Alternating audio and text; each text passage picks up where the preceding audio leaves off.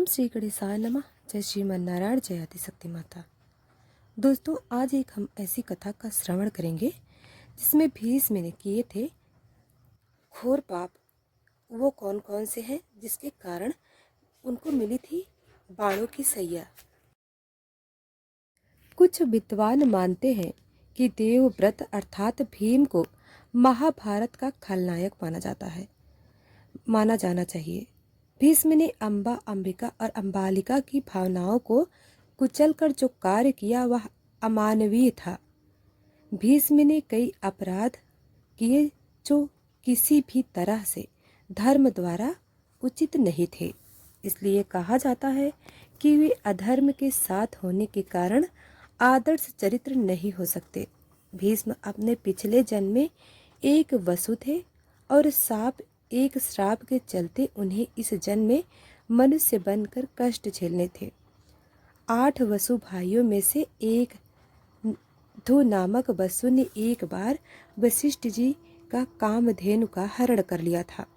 इससे क्रोधित होकर वशिष्ठ ऋषि ने ध्रुव से कहा कि ऐसा काम तुम मनुष्य करते हैं, इसलिए तुम 8 वसु मनुष्य हो जाओ। यह सुनकर वसुओं ने घबराकर वशिष्ठ जी से शाप मुक्ति की प्रार्थना की, तो उन्होंने कहा कि अन्य वसु तो वर्ष का अंत होने पर मेरे श्राप से छुटकारा पा जाएंगे, लेकिन इस ध्रुव को अपनी करनी का फल भोगने के लिए एक जन्म तक मनुष्य बनकर पीड़ा भोगनी होगी। यही ध्रुव बाद में गंगा की कोख से देवव्रत के रूप में जन्मे। यही देवव्रत आगे चलकर पितामह भीष्म कहलाए।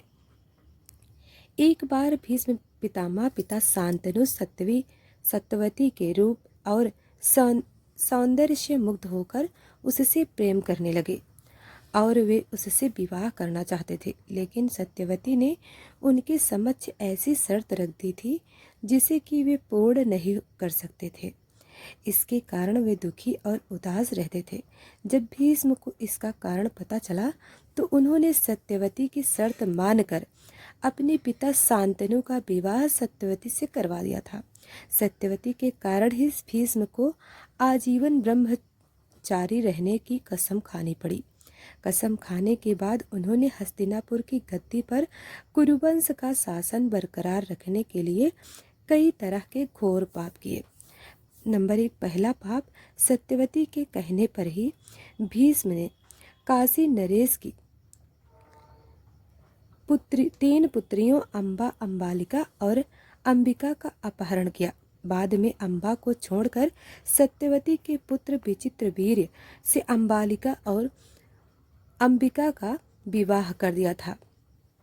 दूसरा पाप, गांधारी और उनके पिता सुबल की इच्छा के विरुद्ध भीष्म ने धृतराष्ट्र का विवाह गांधारी से करवाया था।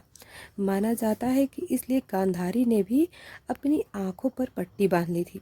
आखिर अंत में गांधारी को दावाग्नि में जलकर खुद को प्राणों का अंत करना पड़ा था। तीसरा पाप, भरी सभा में जब द्रौपदी को निर्वस्त्र किया जा रहा था तो भीष्म चुप थे। भीष्म ने जानबूझकर दुर्योधन और शकुनि के अनैतिक और छलपूर्ण खेल को चलने दिया। सरसैया पर भीष्म जब मृत्यु का सामना कर रहे थे तब भीष्म ने द्रौपदी से इसके लिए क्षमा मांगी थी। चौथा पाप, जब कौरवों की सेना जीत रही थी, ऐसे में भीष्म ने ऐन वक्त पर पांडवों की अपनी मृत्यु का राज बताकर कौरवों का साथ धोखा किया था। भीष्म ने सरसैया पर लेटे हुए श्री कृष्ण से पूछा कि हे मधुसूदन, मेरे ये कौन से कर्मों का फल है जो मुझे बाणों की सैया मिली। तब श्री कृष्ण ने कहा, पितामह, आपने अपने पिछले 101 जन्म में जब एक राजकुमार थे तब एक दिन शिकार पर निकले थे। उस वक्त एक करकंटा नामक जीव एक वृक्ष से नीचे गिरकर आपके घोड़े के अग्रभाग पर बैठा था। आपने उसे बाणों से उठाकर पीठ के पीछे फेंक दिया था। उस समय वह बेरिया का पेड़ जाकर गिरा और बेरिया के कांटे उसकी पीठ में धंस गए। वह करकैटा जितना निकालने की कोशिश करता उतना ही कांटे उसकी पीठ में चुभ जाते और इस प्रकार करकैटा 18 दिन तक जीवित रहा और ईश्वर से यही प्रार्थना करता रहा कि हे युवराज, जिस तरह से मैं तड़प तड़प कर मृत्यु को प्राप्त हो रहा हूँ, ठीक उसी प्रकार तुम भी तड़प तड़प कर मृत्यु को प्राप्त होगे। अपने अगले और पिछले जन्म में भीष्म द्वारा इतने पाप करने के बाद भी भीष्म को किसी भी तरह से खलनायक नहीं माना जा सकता, क्योंकि भीष्म ने जो भी किया वह हस्तिनापुर के सिंहासन की रक्षा और कुरुवंश के बचाने के लिए किया था।